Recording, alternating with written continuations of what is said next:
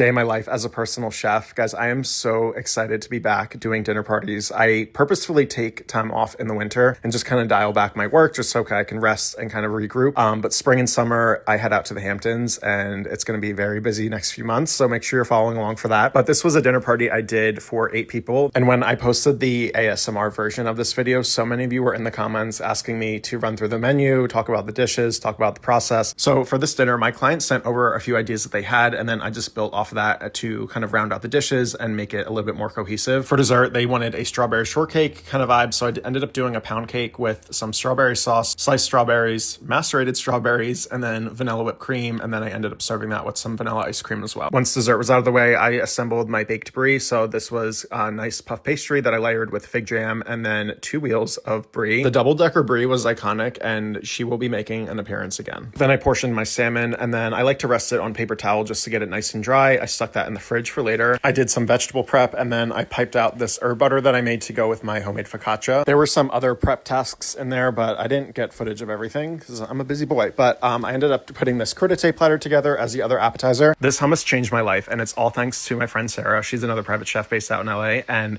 she said that you need to boil the chickpeas in baking soda for like 45 minutes, and it makes the hummus so smooth. Truly insane. So once I put the appetizers out, I seared off my salmon just so it was ready for the entree, and then I plated my focaccia with the butter, and then I put together this salad. This was their first course, so it was just greens with some sliced snap peas, some feta cheese, radish, and crushed pistachios with a champagne vinaigrette. I played both chef and server for tonight, so I plated the salads, dropped them off with the focaccia. Everyone came in and sat down, and then while they were eating the salads, I plated the entree. So for that, I did this nice like Parmesan charred zucchini and asparagus orzo that had some lemon and basil. That was kind of like the base of the dish. And my client just wanted some really simply sauteed asparagus on the side, so I did that with a little bit of lemon and butter, and then topped that with the salmon fillet. And then I made this little like watermelon, radish, cucumber, and herb salad to top on the salmon, and that was everything for the entrees. So while they enjoyed the entrees, I cleaned up some of the pots and pans, loaded the dishwasher with some of the smaller plates, and then set myself up for desserts. Was the pound cake with some macerated strawberries, the vanilla bean whipped cream,